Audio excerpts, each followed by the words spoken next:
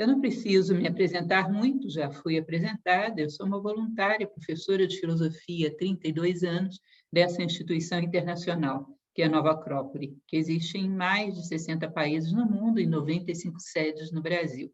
É uma instituição, resumindo bastante a ópera, ela faz o seguinte: trazer a filosofia mais perto da vida humana. E imaginar que a filosofia pode ser uma boa conselheira no seu desempenho profissional, nas suas dúvidas existenciais, na sua forma de conviver com esposo, filhos, etc. E ela nasceu para isso. Ela nasceu como arte de viver. Nasceu para fazer uma interface inteligente com a vida e te ajudar a viver melhor. Tanto que você vai ver que os manuais de filosofia antiga eram todos manuais do bem viver. Com o passar do tempo, ela veio se distanciando e ficou muito restrita ao campo teórico. O que Nova Acrópole faz no mundo inteiro é dar um sopro de vida à filosofia. Convido logo vocês para conhecerem o nosso canal no YouTube. Essa tela está um pouco desatualizada. Hoje nós temos mais de 500 palestras gratuitas disponíveis no YouTube, com todos os assuntos que vocês possam imaginar. E um dos temas que tem sido bastante solicitados é exatamente esse nosso de hoje: resiliência. Resiliência é um conceito que começou a ser utilizado, eu acho interessante, porque muitas vezes a gente não entende muito bem as palavras, nem as antigas, nem as novas. E ao não entender, a gente esvazia as palavras. Aí fica aquele mito da Torre de Babel, onde cada um fala uma língua e ninguém se entende. Se eu parasse para falar para vocês sobre as palavras mais cotadas da sociedade, coisas como amor, como justiça, como ética, não seria difícil mostrar para vocês que a gente não sabe o que significa nenhuma das três, que as palavras estão esvaziadas. E esse que é um termo relativamente novo, também tomamos mais ou menos uma acepção popular e muitas vezes não sabemos direitinho de onde ele veio e o que ele significava na origem. Essa flor que eu coloquei aí, ela é uma boa amostra de resiliência. Uma característica fundamental da resiliência é exatamente saber superar a adversidade. E a nossa vida, a vida física, quer da natureza expressa nos vegetais, nos animais ou no homem, é uma mestra em resiliência. Vejam vocês de onde essa flor foi tirar espaço para nascer. E nasceu e se tornou bela. Vocês vão ver que a humanidade também não é diferente. Nós tivemos momentos no passado, já dentro aí da trajetória do Homo sapiens, que disse que provavelmente a comunidade humana deve ter se reduzido a uns 20 mil componentes. E nós sobrevivemos, passando por glaciação, passando por grandes secas, por escassez de alimentos, chegamos a uma redução populacional drástica e sobrevivemos e continuamos caminhando. Portanto, a vida é mestra em resiliência. E, normalmente, quando ela sai do outro lado, prestem bem atenção a esse detalhe, ela sai melhor, mais forte, mais preparada para novas adversidades, preparada para tempestades ainda piores. E isso já é para a gente uma dica muito interessante. Eis uma flor resiliente. E tão bela ou até mais do que aquela que nasceria pacificamente num jardim. Então, vamos lá. De onde veio resiliência? Veio da física, particularmente da aplicação à elasticidade de determinados componentes, determinados tipos de borracha, plástico e outros materiais que, ao serem comprimidos, ao serem submetidos a grande pressão, quando você soltava, pum, ele voltava ao tamanho original, à forma original quietinho. Pouco parecia que ele tinha sido submetido a uma pressão tão grande. Então, você colocava lá numa prensa de aço, apertava aquilo até não poder mais. Soltava, ele recompunha a sua forma original e estava bem ali. Aí depois foi para onde? Para a ecologia. O que significa isso? Você faz uma queimada num campo, bom, se chove, passa 1, 2 anos, é claro que as árvores vão demorar para alcançar a mesma estatura, mas aquele campo vai estar pleno de vida de novo, vai estar brotando planta para tudo quanto é lado. Ou seja, a natureza é resiliente. E depois, por fim, foi levada à psicologia. E da psicologia estamos trazendo para a filosofia. Significa o que seria um homem psicologicamente resiliente, como isso poderia ser alcançado. E se é que é para ser alcançado, que essa é a nossa discussão também. O filósofo adora ir bem ao pé da letra das coisas. E tem um problema com essa palavra resiliência, quando ela se aplica ao ser humano. Eu já dou uma anunciada para vocês antes da gente passar para a próxima tela. Um determinado tipo de borracha, você pressiona, ela volta à forma anterior. Um ser humano, depois de passar por pressão, seria bom ele voltar à forma anterior? É isso realmente que desejamos? Vamos ver, continuando a falar da nossa resiliência. Resalire é a composição da palavra resiliência, ou seja, intensidade, reiteração, sair, saltar, de onde vem salire. Ou seja, seria voltar a saltar, voltar a sair, voltar ao estado original. Sair rápido das dificuldades quantas vezes for necessário. Mas o ideal para o ser humano, será que é voltar ao estado original ou sair maior do que ele entrou? Que essa é a proposta filosófica. Para a psique humana, há uma diferença. Talvez fosse melhor a gente colocar pró-salire, ou seja, re tem mais a ver com repetição do que com retorno, mas de qualquer maneira o pró mostraria que a gente quer sair, mas quer sair num outro degrau de consciência. Como dizia Albert Einstein, os problemas não são resolvidos com o mesmo nível de consciência que os gerou. Vocês conhecem essa frase? Eu acho sensacional. Ninguém resolve problemas usando o mesmo nível de consciência que os gerou. Portanto, a resiliência humana seria mais prosiliência, ou seja, pular para um outro patamar de consciência. Não voltar a ser igual ao ponto de partida. Não voltar àquela pseudo-normalidade. Chegar a um nível de normalidade muito mais próximo do normal real para um ser humano pleno, completo. Eu sempre lembro dessa cena do rapazinho e do tombo, porque isso ficou muito gravado e imagens falam mais do que 1000 palavras. Isso ficou gravado na minha memória. Em Nova Acrópole, somos todos voluntários, e nós estávamos fazendo uma festa de Ano Novo, e nós mesmos preparamos a comida, nós mesmos fazemos as festas, e depois nós mesmos dançamos e cantamos na festa. Ou seja, como se diz por aí, nós dividimos o baralho e pegamos o morto, né? Tudo é feito por nós mesmos. E um dia eu estava, então, varrendo um salão para uma festa de Ano Novo e veio um jovem, que é filho de um dos nossos colegas, professores, um adolescente. Esse adolescente chovia nesse dia, uma noite de Ano Novo, ele veio correndo lá de fora para entrar no corredor que conduzia ao salão. Chovendo muito, ele escorregou e caiu. E eu ouvi o barulho. Chum, pão! Eu estava muito perto do corredor, eu fiz só esse gesto assim, para olhar o que tinha acontecido. Quando eu olhei, ele já não estava mais no chão. Eu achei incrível aquilo. O Felipe levantou tão rápido do chão que até o chão deve ter ficado confuso. Não deve ter visto se ele caiu mesmo. E saiu assim, eu estou se ajeitando na maior elegância, como se nada tivesse acontecido. Eu me lembro que naquele dia eu falei para mim mesma, tomara que eu saiba reagir aos meus tombos sempre como Felipe. Levantar tão rápido que até o chão fique confuso se eu realmente cair. Ou seja, aquilo é uma boa imagem de resiliência. Quanto mais rápido nos recuperamos das quedas, significa que estamos aprendendo uma boa lição de resiliência, passando adiante.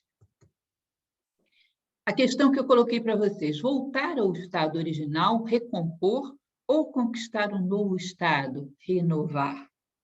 É algo que filosoficamente a gente sempre indica e eu tomo quase que como uma filosofia de vida. Diante de qualquer crise, quer uma crise de caráter global como essa que a gente vive, quer uma crise de caráter pessoal, colocar-se diante dela e dizer, eu só vou sair se estiver maior do que eu era quando eu entrei.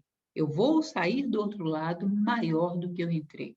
Não me permito sair do mesmo tamanho.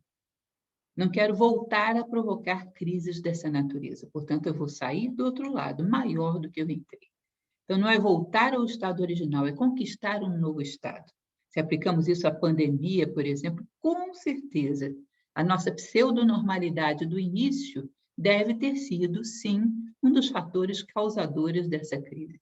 Envolvidos nessa crise tem egoísmo, tem irresponsabilidade, tem um monte de coisa, desde a sua geração no laboratório chinês até a maneira como se espalhou pelo mundo, tem um fator que não depende de nós, que é a natureza do vírus, E tem muitos erros humanos nisso. E, inclusive, um estado de egoísmo muito violento em que vivíamos na nossa bolha de pseudonormalidade. Portanto, se não geramos um estado de consciência superior, não saímos dessa. Ou seja, sair maior do que entramos. E parece que é para isso que as crises existem, para isso que as provas na vida existem. E a gente vai falar disso já já. Espero que vocês se animem a fazer perguntas, fazer a nossa live mais participativa lá no final, porque surgem muitas dúvidas que complementam aquilo que a gente está falando, né? Isso é um elemento fundamental, gente. Vida é caos ou é cosmos?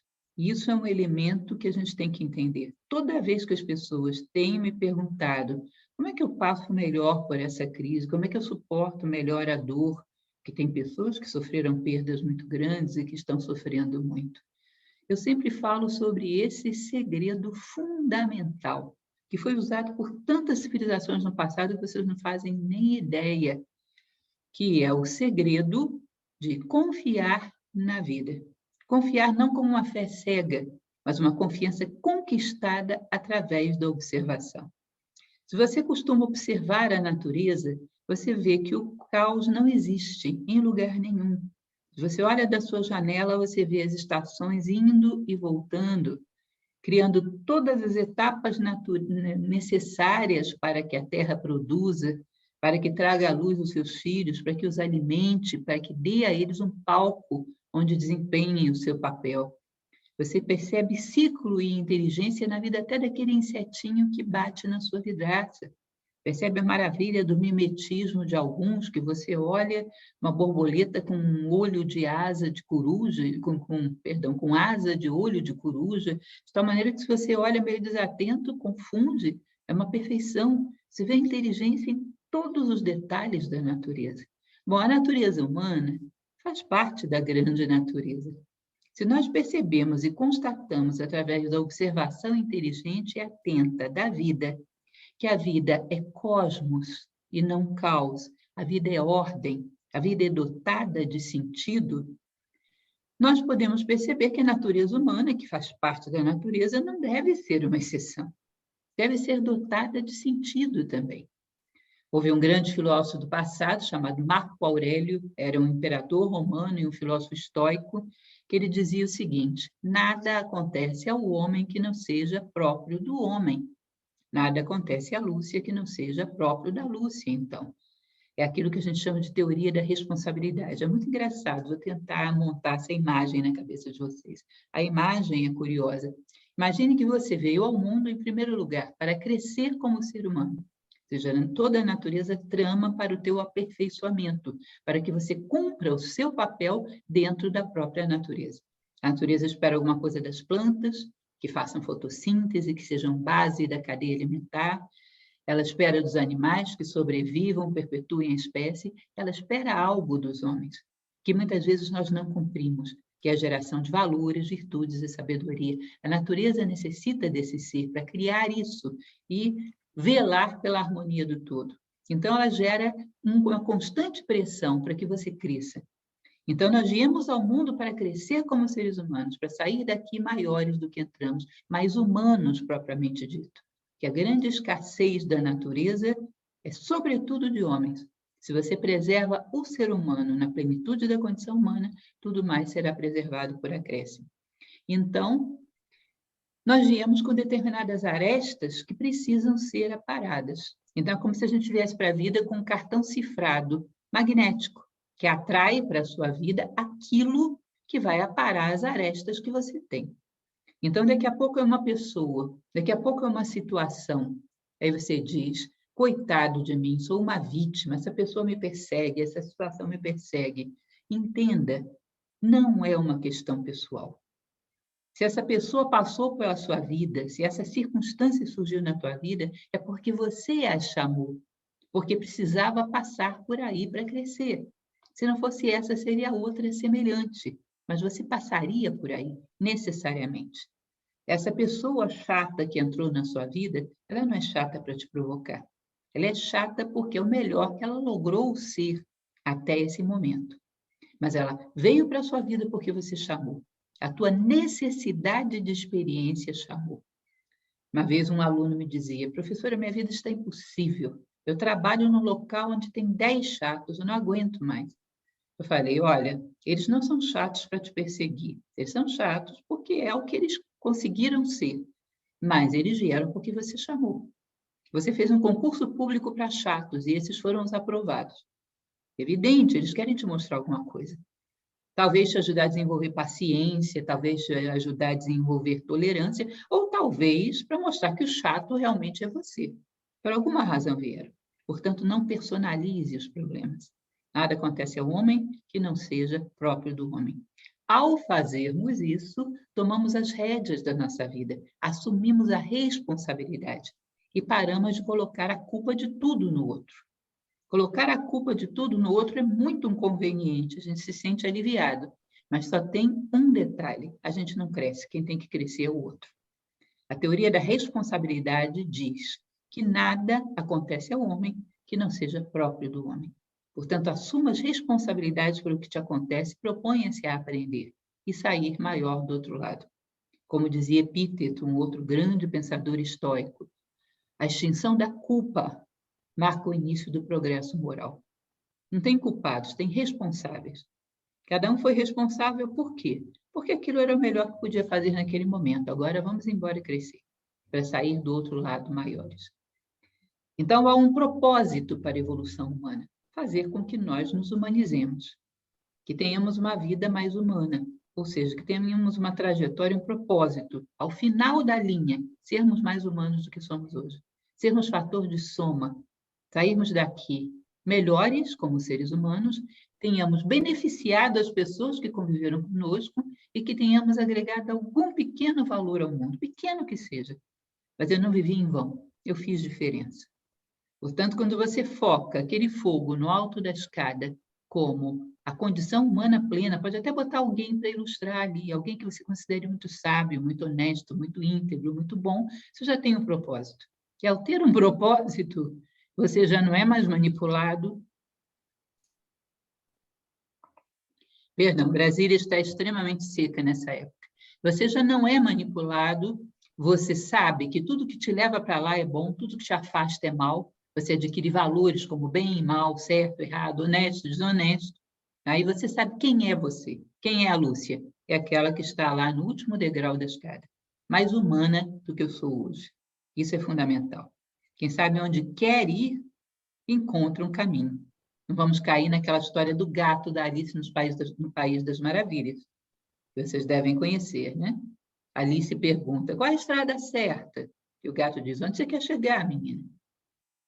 Onde eu quero chegar? E eu não tinha pensado nisso, não sei, não. Bom, para quem não sabe onde quer chegar, qualquer estrada é certa. Não existe certo, errado, honesto ou desonesto, verdadeiro ou falso, para quem não tem um propósito. E o nosso propósito, universal como humanidade, é sermos humanos, correspondermos àquilo que a natureza espera de nós. E para isso ela traz provas, para que saiamos melhores do outro lado. Existe essa história rolando pela internet há muito tempo, e, na verdade, vocês sabem como é a internet. O pessoal perde as fontes, ninguém sabe quem foi, quem não foi. Aí eles começam a colocar aquelas autorias padrão, né? Shakespeare, Einstein e não sei quem mais. Na verdade, isso é um conto oriental. Diz que havia um cavalo já idoso que caiu dentro de um poço. E ao cair dentro desse poço, as pessoas olharam, bom, já é um cavalo velho, coitado, mas vai dar muito trabalho para tirar ele aí, ele já é tão velho, não vale a pena esse esforço. Mas vamos ajudar ele a morrer mais rápido, para não ficar sofrendo aí dentro? Vamos jogar terra, porque assim ele fica soterrado e morre rápido. Muito bondosas essas pessoas, né? E assim fizeram, começaram a jogar terra em cima do cavalo. E ele não se conformou com aquilo, começou a relinchar, como ele está fazendo aí. Começou a relinchar, e ao relinchar, a terra caía debaixo dele, e ele ia pisoteando com as suas patas. Jogavam mais terra e ele ia repetindo a mesma coisa. Até que, em um determinado momento, o poço se tornou tão raso que ele alcançou a borda e pulou fora. Mas vejam bem, essa mesma terra poderia tê-lo soterrado. Se ele tivesse lá embaixo ficado se vitimizando, se lamuriando e esperando que alguém fizesse alguma coisa por ele. A mesma terra que poderia tê-lo soterrado o elevou até a altitude de poder se salvar. As mesmas coisas acontecem com pessoas diferentes e as respostas são muito diferentes. Recordo que há alguns anos, uns 10 anos atrás, me mandaram um vídeo que eu achei muito curioso. Aparecia um jovem, bem vestido, normal, e dizendo, olha, eu nunca bebi na minha vida, sou abstêmio, tenho um emprego, consegui um bom emprego, consegui uma boa família. E sabe por que eu consegui isso? Porque meu pai era um alcoólatra. Aí aparece um outro jovem, muito parecido com ele, seu irmão, com a roupa toda rasgada, sujo, e diz, bom, eu sou um homem que não consegui nada na vida, não tenho uma profissão, não tenho uma família, não construí nada, porque eu me tornei um alcoólatra. E sabe por que isso? Porque meu pai era um alcoólatra. O mesmo estímulo que um utilizou para se diferenciar, o outro utilizou para se igualar. É culpa do estímulo? Ou cada ser humano pode pegar essa adversidade e transformá-la no que ele quiser? Se ele sabe encarar as dificuldades da vida como provas. Imaginem vocês o seguinte, a Marília deu uma saidinha, foi ali beber uma água. E aí eu combino com vocês uma pequena travessura. Vamos combinar que nós aqui fizemos um acordo que, a partir desse momento da aula, quem continuará será a Marília. Quando ela voltar, a gente faz esse trote com ela, só para ver se ela tem autocontrole emocional, né? Uma prova. Aí ela volta, a gente aplica o nosso trote. Imaginem vocês a surpresa que ela ficaria. Peguei você como vítima, porque é a primeira pessoa que eu estou vendo, Marília. Então, vocês imaginem como ela ficaria desconcertada diante de uma coisa dessa. Caso 2, a Marília, enquanto bebia água, ouviu toda a nossa armação, entendeu toda a trama, sabe que isso é uma prova. Aí ela volta, a gente aplica o nosso trote. Ela não vai ficar minimamente nervosa. Sabe o que eu faria no seu lugar, Marília? Eu diria, olha, eu vou concluir essa aula repetindo uma frase do grande filósofo Sócrates. Só sei que nada sei. Boa noite a todos, vamos embora. E pronto. Não ficaria minimamente alterada. Sabe por quê? Porque eu sei que é uma prova. Quando a gente entra numa dificuldade sabendo que é uma prova, a nossa possibilidade de passar por ela com toda a altivez, controle e procurar a melhor alternativa é 1000 vezes melhor. Mas nós sempre hesitamos diante das adversidades se é realmente uma prova, ou se é uma casualidade, um piano que caiu casualmente na minha cabeça. Esse é o risco e o perigo de não confiarmos na vida e não sabermos que ela não tem acaso. A vida é cosmos e não caos. Ao confiarmos na vida, como diz a tradição indiana, se está no Dharma, eu estou em paz. Tudo que está no Dharma, eu estou em paz. Nada mais é do que aquilo que contribui para a evolução de todos os seres. Pode ser amargo ou doce para mim agora, mas lá na frente vai contribuir para a minha saúde em todos os planos. Isso é saber encarar as dificuldades como provas. O nível de facilidade que isso introduz é enorme, vocês não fazem ideia. E é próprio dos homens que confiam na vida. Continuando, você pega a mão do seu filho, aqueles que são pais, e leva para a escola no dia da prova de matemática. Ele esperneia, ele amanhece doente, ele pega a canetinha hidrocor e faz um monte de bolinhas vermelhas na cara para dizer que está com catapora, não é isso? E você limpa a carinha dele, bota o uniforme nele e leva para a prova. Por quê? Porque somos carrascos? Porque queremos o mal do nosso filho? Não, porque sabemos que esse aprendizado aí no futuro vai ser útil. Essas somas, essas coisas todas aí, outras coisas que ele aprenderá na matemática, serão extremamente necessários para que ele seja um adulto que saiba se virar bem na vida. Então, você sabe que a prova é a única forma de obrigá-lo a estudar, a se dedicar, para que ele adquira um determinado patamar de perícia para enfrentar as dificuldades futuras da vida. Agora, nós fazemos isso com os nossos filhos.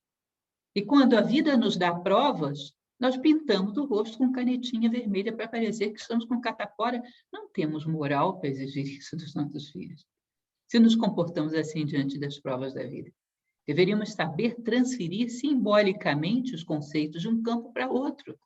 Olha, a vida está me propondo uma prova para aprender alguma coisa que lá na frente vai ser essencial na minha vida e vai me tornar um ser muito maior, um ser que possa contribuir. Uma das coisas que os egípcios falavam, eu acho muito interessante no Egito, eles diziam, resumindo, interpretando de uma maneira mais simplificada, que o ser humano tem uma essência, uma sombra e um nome. Sabe o que significa isso? Nós temos um ser, uma essência imortal, segundo eles, temos uma aparência, que é esse nosso corpo físico, que eles chamavam de sombra, e o nome. O nome é aquilo que você construiu no mundo que fez o mundo se tornar um pouquinho melhor. Se você sai do mundo sem ter sido fator de soma, você não teve um nome. Você foi um ser incompleto. Você não viveu, só sobreviveu. E isso é Egito, que é uma das civilizações mais sábias da história. Então, a vida nos dá provas. Deveríamos aplicar a mesma mentalidade ou não temos direito moral de arrastar nosso filho para o coleginho. Não é assim? Esse é um conto que também rola pela internet para todo canto. Esse é de origem indiana. Imaginem vocês um pequeno templo, um templete onde há uma estátua belíssima, feita de mármore. E esse chão também todo feito de placas do mesmo mármore da estátua, retiradas da mesma pedreira e trabalhadas pelo mesmo escultor. E aí, num determinado momento, sempre há lá naquele pequeno templete pessoas peregrinando, fazendo homenagem a essa estátua, trazendo flores, vindo de longe. Num determinado momento, quando esse templete se fecha e fica vazio, uma dessas pedras do assoalho, um desses pedaços do piso de mármore, começa a conversar com a estátua e diz: olha, espera lá, estátua, eu tenho que te falar uma coisa, eu não entendo, a vida é injusta. A estátua responde: por que você acha isso? Olha, eu vim da mesma pedreira que você, sou feita do mesmo mármore, fui trabalhada pelo mesmo escultor que você. E as pessoas me pisoteiam e trazem flores, frutos, honras para você, te adoram. Isso é muito injusto. E aí a estátua respondeu: olha, deixa eu te explicar por que aconteceu isso, pedra do piso. Eu me recordo quando você começou a trabalhar, ser trabalhada pelo cinzel do nosso construtor, quando ele começou a bater para te esculpir, você começou a se lamuriar, começou a chorar, começou a dizer que não suportava tanto sofrimento, começou a pedir para ele parar. E aí ele, por pena de você, bateu em você o mínimo possível, só te aplainou e cortou as arestas e te fez quadrada. Porque você constantemente chorava e se vitimizava e pedia que ele parasse. Eu, quando ele começou a me trabalhar, sentia tanta dor quanto você, sofria também. Mas eu olhei nos olhos do nosso construtor, do nosso pai, e vi nos olhos dele os sonhos dele, de construir algo muito belo, algo que tocasse o coração das pessoas. E eu sonhei em corresponder aos sonhos do nosso pai. E deixei que ele me trabalhasse, apesar de toda a dificuldade, apesar de toda a dor. Por isso eu sou o que sou, e por isso você é o que é. Eu acho esse conto extremamente belo. E mostra um pouco, para aqueles que acreditam em Deus, para aqueles que não acreditam em Deus, coloquem no lugar de Deus natureza. Não sou uma teóloga, não estou aqui para pregar nada disso, embora eu mesma acredite em Deus. Tá? Isso mostra mais ou menos o que são os homens resilientes e os não resilientes. E o resultado que você tem no final do processo. Eu acho bom que guardem essa história, porque talvez daqui a uma semana lembrem pouco do que eu falei. Os indianos eles eram muito peritos nisso. Eles sabiam que as histórias perduram muito mais do que as palavras. Bom, um dos elementos fundamentais para a resiliência, a motivação da resiliência, ela é mais do que o mero instinto de sobrevivência. A motivação da resiliência é contribuir para o todo, para o outro, contribuir para que outros sobrevivam àquilo que eu passei, contribuir para deixar uma trilha para que outros possam ter um manual de instruções e passar com menos dificuldade por essa prova. Vocês entendem isso? É muito difícil a gente combater o nosso medo, a nossa inércia, a nossa preguiça, a nossa tendência à estagnação apenas por interesses pessoais. Para isso, a natureza nos deu uma ferramenta maravilhosa chamada amor, fraternidade. Existe na Índia um conceito, nós vamos falar de várias civilizações, é coincidência que eu esteja aqui insistindo na Índia de novo. A Índia tem um conceito que é o Dharma e o Karma. O Dharma é a lei que nos leva até a plenitude, e o Karma é o mecanismo corretor, que cada vez que a gente desvia dessa lei, nos empurra de volta. E existe uma peculiaridade no Karma que poucos conhecem. Eles chamam de Karma futuro. Deixa eu explicar para vocês como é que funciona. Imagine que o ser humano que você é hoje, com as qualidades que você tem hoje, é suficiente para resgatar um ser humano que está no desespero. E essa pessoa que está desesperada e perdendo todas as esperanças com a humanidade, lá no futuro o caminho dela vai cruzar com o teu. Se você continuar caminhando sem perder tempo com bobagens, sem dar trela à preguiça, à inércia, às distrações, se você simplesmente mantém o teu ritmo, sendo o que você é hoje, você, nesse momento, vai ser a última esperança dessa pessoa. E você tem o potencial de ajudá-la. Agora, se você perde o passo no meio do caminho, essa pessoa vai chegar lá e você não vai estar lá. O abismo é logo depois. Você era a última esperança dela. Diz que a natureza entrelaça os seres dessa forma.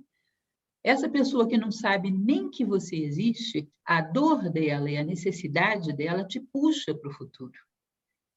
Ela precisa que você caminhe. Ela precisa que você não perca tempo no meio do caminho. Então, cada vez que eu tenho uma inércia pela manhã, aquela preguiça de levantar da cama pela manhã que a gente muitas vezes tem, eu penso, tá bom, você pode ficar aí e abrir mão dos seus compromissos, mas tem um preço para isso. Você vai pagar essa tua concessão em uma única moeda, dor humana. Alguém vai precisar de você e você não vai estar lá, porque você fez uma concessão a essa preguiça. Gente, existe um mecanismo dentro de nós chamado dignidade, fraternidade, que é feito uma mola de propulsão. Pum! Ela te joga para fora da cama. É um preço muito caro. Eu não pago. Entende? Portanto, uma das coisas mais importantes que nos fazem ter força para chegar do outro lado é: eu não vou pagar com dor humana as minhas concessões à debilidade. Eu tenho as pessoas que eu amo, eu tenho as pessoas que eu devo amar, elas precisam desse exemplo, elas precisam desse mapa, elas precisam dessa esperança. Se não for por amor ao outro, ao todo, nós seríamos abatidos na primeira adversidade. Só por nós, só por um instinto de sobrevivência, olha, não sobreviveríamos a grandes coisas. Os animais se movimentam por instinto de sobrevivência apenas. E algumas vezes se salvam, muitas outras não. O homem precisa mais do que isso para perseverar sobre as adversidades. Como dizia Platão, a melhor coisa que podemos fazer para aqueles que amamos é crescer como seres humanos. Então, se nós temos esse espírito de fraternidade, de unidade, somos muito mais fortes diante da adversidade. E uma das coisas para a gente desenvolver, então, a nossa capacidade de resiliência é combater a nossa cultura de alienação e exploração, egoísmo. Nós somos convidados ao egoísmo o tempo todo, a tomar o ser humano como um meio e não como um fim em si. O ser humano como meio é a coisa mais imoral que existe, segundo Kant, um grande filósofo da história. O ser humano é sempre um fim em si. Afinal das contas, nós viemos aqui para construir a nós mesmos e, através do nosso exemplo, ajudar o crescimento dos outros. Eu coloquei esse pódio aí para vocês perceberem um elemento dessa cultura de alienação que nós vivemos. Imagine que você chegue para um colega e diga: eu tirei em primeiro lugar numa maratona. Oba, rapaz, que maravilha, hein? Quantos concorrentes tinha? Tinha 1000 concorrentes. Em que lugar que eles tiraram? Todo mundo chegou em primeiro lugar. Ah, pera lá, acabou a graça, você não ganhou nada. Não é assim? Para que você seja vitorioso, tem que ter 999 derrotados morrendo de inveja de você. Você tem que ganhar sobre e não ganhar junto. Não tem possibilidade de ganharmos juntos, de trabalharmos para ganharmos juntos. Ganhar é destacar-se e todo mundo fica lá embaixo morrendo de inveja. O que você acha da prática de fraternidade numa sociedade que vende essa ideia 24 horas por dia. Um dia desses, estava no trânsito, me entregaram um folhetinho de uma faculdade nova em Brasília, que tinha esse desenho, era um quebra-cabeça e uma peça subia sozinha. E estava escrito, destaque-se, ou seja, todo mundo tem que ficar, as outras peças do quebra-cabeça da humanidade têm que ficar lá embaixo, morrendo de inveja de você, e você se destacar sozinho. Era uma coisa subliminar, mas o que estava contido aí era isso, vitória é sobre o outro, não é junto com o outro. Então, ser uma pessoa resiliente, ter estímulo para sobreviver às adversidades, exige amor, exige fraternidade e exige a gente tomar consciência sobre as travas que nos impedem de crescer. E uma das mais fortes delas é o egoísmo. Segundo a tradição tibetana, o egoísmo é o maior de todos os males. Eles dizem uma coisa bem interessante, eu tenho um problema atual, seja o que for, sei lá, eu sou preguiçoso, combato a preguiça, cai a máscara, vem um outro defeito, combato, cai a máscara. Eles dizem que por trás, a última máscara é o egoísmo, por trás de tudo. E tem inúmeros exemplos, que nós não temos tempo de desenvolver aqui agora, que eu colocaria para vocês para mostrar que eu nunca encontrei um problema social, econômico, político, religioso ou de caráter pessoal, que por trás não estivesse escondido o egoísmo. Tá? Então, o egoísmo é uma trava para a resiliência.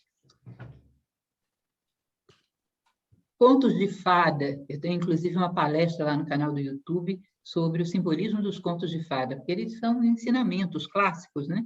Não os inventados semana passada, mas os clássicos. São um conjunto de ensinamentos para a vida. Então, como é que começa o conto de fada clássico? Chega aquele rapazote, que é o príncipe, montado lá num cavalinho, que também não é grandes coisas. O rapaz, às vezes, imberbe, quase que um adolescente. Chega lá, o rei diz, salve a minha filha, que foi aprisionada por um dragão. Aí o príncipe analisa a causa. É nobre? É justa? É boa? Ele vai. Nem pensa, nem conta a conversa. Ele monta no seu cavalo e vai. Mas do outro lado tem um dragão e ele é um garotote de nada. Como ele se comprometeu com algo nobre, justo e bom, à medida que ele caminha, vão surgindo, vão aflorando os seus poderes latentes, que são representados no conto de fada pelas armas mágicas. Não é assim? Ele dá um copo de água para um velhinho que dá a ele um manto de invisibilidade. Aí ele ajuda um passarinho a se livrar de um predador. Esse passarinho ensina para ele uma palavra mágica. Aí ele encontra uma espada cravada na pedra. Vão emergindo as armas mágicas, sabe por quê? São seus poderes latentes, inclusive a criatividade, inclusive a inventividade, porque ele se comprometeu com algo que é maior do que o seu interesse mesquinho e pessoal e egoísta. Tá? Ele se comprometeu com algo que é nobre, justo e bom. E quando ele chega diante do dragão, ele está armado até os dentes e digno de derrotar esse dragão. Uma vez eu fiz uma experiência com a minha filha, quando ainda pequena. Cheguei para ela e falei, era uma vez um príncipe que chegou num reino, o rei falou, salve a minha filha, que foi aprisionada por um dragão. Aí o príncipe respondeu, quanto você paga por isso? Se pagar bem, eu posso considerar. Minha filha tinha 4 anos. Tudo bem? Algum problema? Sim, então, continuando. Minha filha tinha 4 anos, gente. Ela pulou na cama e disse, mãe, para com isso, essa história é idiota, esse príncipe é um molengas. Conta outra história, essa eu não quero ouvir. Ou seja, um príncipe egoísta, só faz as coisas por interesse, nem criança tem paciência para ouvir essa história. Não cria contos de fada. Não aflora poder mágico nenhum. Quando nós temos algo do outro lado, que é nobre, é justo, é bom, nosso propósito de vida é nobre, é justo, é bom, a nossa força para passar por cima de adversidades, vocês nem imaginam. Vocês sabem de onde vem a palavra heroísmo, segundo Platão? De eros, o amor. De onde vem coragem? De core, o coração.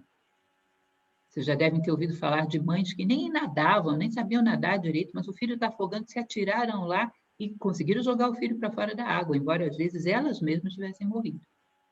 Quando o teu coração está do outro lado, o corpo se vira para ir ao encontro dele. Quando temos objetivos nobres, maiores do que o nosso interesse egoísta e pessoal, afloram os nossos poderes latentes. E com certeza chegaremos do outro lado, adultos e armados e dignos de combater todos os dragões que surgirem pela frente. Lembrem disso. Isso é uma lição fundamental dos contos de fada. Autocontrole é um elemento fundamental para desenvolver resiliência. Esse símbolo que eu trouxe para vocês, que é o centauro, é um símbolo grego muito interessante. Eles tinham o centauro e o minotauro. O centauro era assim, o tronco humano e o corpo de cavalo. O minotauro tinha a cabeça de touro e o corpo humano. O que eles queriam dizer? Um era um sábio, esse é Quiron, o centauro, que educou a maior parte dos heróis gregos, era um sábio, enquanto que o minotauro era uma besta que devorava homens. O que eles queriam dizer com isso? Nós temos dentro de nós uma parte que é o eu animal, que são os nossos instintos, a nossa violência. Tudo isso tem que ser domado e controlado. É necessário, de vez em quando? É, mas sempre que seja controlado pelo humano. E temos a nossa parte humana, que se rege por valores, por virtudes, por sabedoria. Essas duas coisas estão dentro de nós. Agora, quando o animal domina o humano, somos um minotauro. Quando o humano domina o animal, somos um centauro. Ou seja, não basta ter forma humana para ser um humano. Para ser um humano, o que predomina dentro de você tem que ser o humano. Como dizia Sócrates, age para que eu te veja. Se na hora de você se movimentar, sai atropelando tudo, feito um bárbaro, um predador, você só tem forma humana, mas na prática é ainda um animal. Pelas vossas obras vos conhecerei, não pelo vosso rótulo. Se você vai a um mercado que tem um rótulo lindo, pega um produto, perdão, que tem um rótulo lindo, mas quando você o usa, ele não serve para nada, você nunca mais compre. Porque é pelas vossas obras que eu te julgo e não pelo vosso rótulo. Um verdadeiro ser humano domina o eu animal. Os instintos são bons quando dominados e liberados na hora certa. Tá? Tudo bem dominado soma. Mas quando o eu animal nos domina, e aí vem o egoísmo, a ambição, o predador, e utiliza as coisas, esgota as coisas e larga tudo esgotado para o meio do caminho, você olha para onde ele passou, é terra arrasada, e isso é só forma humana, mas ainda é um animal. Uhum. Dominar esses impulsos animais brutalizantes, desordenados, permite que os teus poderes humanos aflorem. Aí começa a desenvolver inteligência, criatividade, imaginação, vontade, que é o poder maior que o homem tem. A vontade, onde há uma vontade, há um caminho, né? Força de vontade sai abrindo caminhos onde parecia impossível. Amor mesmo, solidariedade, empatia, tudo aflora quando você sabe controlar e dar a direção do animal, dominá-lo e encontrar o seu objeto certeiro, como é esse centauro de Sagitário, né? O bom arqueiro que acha o seu alvo, encontra o seu propósito. Por quê? Ele dominou o animal. Se não é arrastado pelo instinto para lá e para cá como um farrapo, nunca vai ser um verdadeiro ser humano. Portanto, lembrem da máxima grega: conhece-te a ti mesmo, domina-te a ti mesmo, transforma-te a ti mesmo. Isso é a equação para sermos realmente humanos e conquistarmos a verdadeira virtude da resiliência. Então, a resiliência sempre vê a luz no final do túnel, que é a questão da esperança, né? Luz no final do túnel é um símbolo para a esperança. Para que serve a luz no final do túnel? Para quem quer sair do túnel. Para quem quer ficar adormecido dentro do túnel, a luz só atrapalha. Atrapalha os olhos, não deixa dormir. Portanto, todo aquele que tem um propósito, que quer fazer alguma coisa com a sua vida, que quer deixar um nome que fez alguma diferença, que somou, que apaziguou a lágrima de alguém que chora, como diz o clássico budista Dhammapada, mas que 1000 palavras sem sentido valem uma única palavra que traz consolo a quem a ouve. Aquele que não quer tombar sem ter pronunciado a sua palavra, quer fazer diferença, esse tem que sempre olhar para a luz no final do túnel, não perdê-la de vista. A resiliência é a capacidade de alcançarmos essa luz no final do túnel. Tá? O resiliente tem um sonho que é sempre maior e mais importante do que as dificuldades. O sonho sempre está acima. Né? Dizem que os celtas eram grandes guerreiros imbatíveis em guerra. E aí uma vez perguntaram a um deles por quê eles eram tão difíceis de serem vencidos daquela maneira. Eles diziam, olha, quando a gente enfrenta um inimigo no campo de batalha, a gente não olha para o inimigo, A gente olha lá no horizonte o Cid, o paraíso celta, paraíso dos honrados, dos corajosos, dos bons. A gente só tem que tirar esse pessoal do meio para chegar lá. Nós não temos medo de nada, nem temos ódio. Nós só queremos chegar no Cid, só tem que tirar esse pessoal do meio do caminho que eles estão atrapalhando. Ou seja, um propósito, uma luz no final do túnel. E o resiliente possui uma esperança que nada nem ninguém pode tirar dele. Vou presentear, embora eu saiba que o nosso horário já está um pouco adiantado, uma historinha que essa não é conto nem nada, essa é uma história real de um experimento feito em laboratório na década de 50. Dizem que eles pegaram algumas cobaias, esses experimentos com cobaia realmente não gosto muito deles, mas a história vale. Eles colocaram essas cobaias dentro de uma bacia de água e mediram o tempo que elas se debatiam até começar a afogar. Digamos, se debateram 5 minutos, um exemplo. Eles tiravam todas de lá, deixavam que elas se recompusessem, secassem, recuperassem o fôlego, fossem alimentadas, aquecidas. Quando elas estavam super bem, eles colocavam elas nessa bacia d'água novamente. Nessa segunda experiência, lembrem bem, elas se debatiam 5 minutos da primeira vez. Nessa segunda experiência, elas se debatiam até 10 minutos, o dobro. Sabe por quê? Porque elas tinham esperança de serem salvas. Alguém já tinha chegado no momento crítico e as tinha salvado. Isso fez com que elas dobrassem a sua resistência diante da adversidade. Vocês entendem o que está por trás como moral de uma história como essa? Quando você ajuda uma pessoa num momento, você não simplesmente salva aquele momento daquela pessoa. Você dobra a capacidade dela de resistir à adversidade dali para frente. Porque ela já encontrou uma mão que a ajudou no momento crítico. Agora ela tem esperança. Entende? Um resiliente, ele é um gerador de esperança. Ele possui esperanças e ele distribui esperanças pela sua capacidade de chegar do outro lado na adversidade, pela sua capacidade de oferecer uma saída para aqueles que querem desistir. Mostrar um referencial de que é possível triunfar, é possível chegar do outro lado.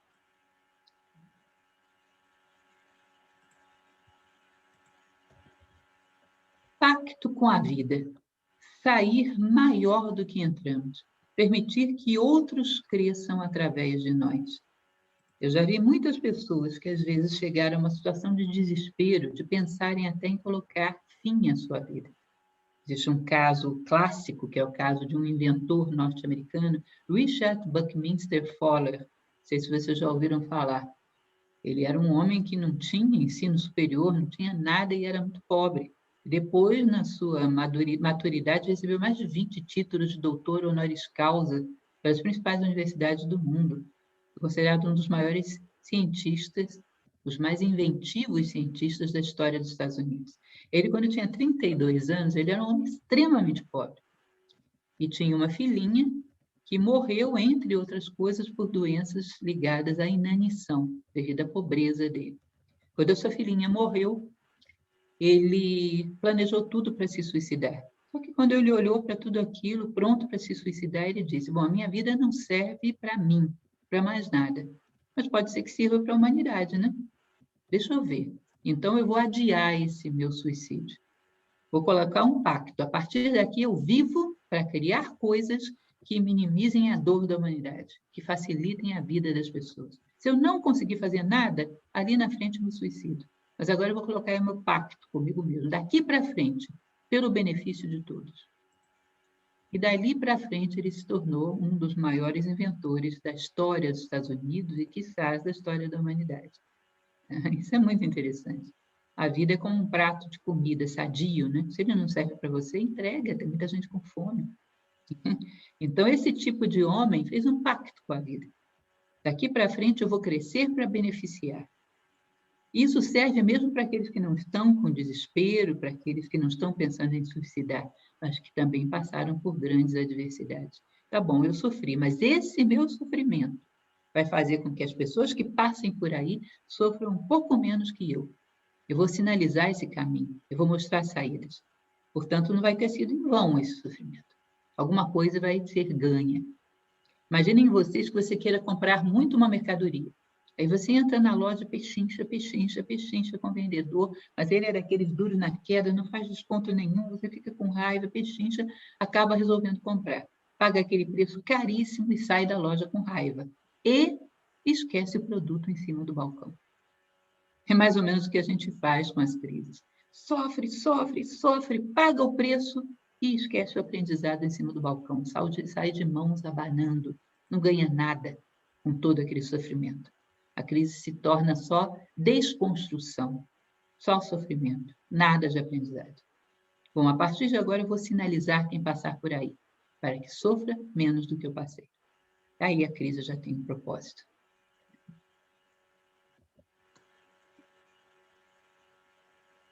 Resiliente é aquele que tem as rédeas de si mesmo e tem esperança e confiança na vida. Sempre sairá maior do que entrou. Ele é como esse menininho ali. O dinossauro está ali, ou o dragão do nosso conto de fada, né? Mas eu estou chegando, dragão. Você já chegou ao seu tamanho máximo, eu ainda não. Olha o tanto de pauzinho que tem para cima. Eu estou crescendo. Portanto, é como os nossos filhos quando pegam aqueles videogames e veem um videogame difícil, que tem um nível de dificuldade alto, eles não ficam desanimados, ficam estimulados, se sentem desafiados. Eu vou passar, eu vou adquirir esse nível de perícia, e vou ser o melhor jogador desse joguinho na minha turma, porque venci a etapa tal. Existe coisa que irrite tanto uma criança ou um adolescente quanto você dá joguinho fácil para eles. Eles querem desafios. Eles sabem que os desafios vão levá-los a um outro patamar de perícia. E nós, a um outro nível de consciência, um outro nível de qualidade como ser humano. Né? Portanto, o resiliente não perde a esperança em si mesmo, ele tem as rédeas de si mesmo, autocontrole, confia em si e confia na vida.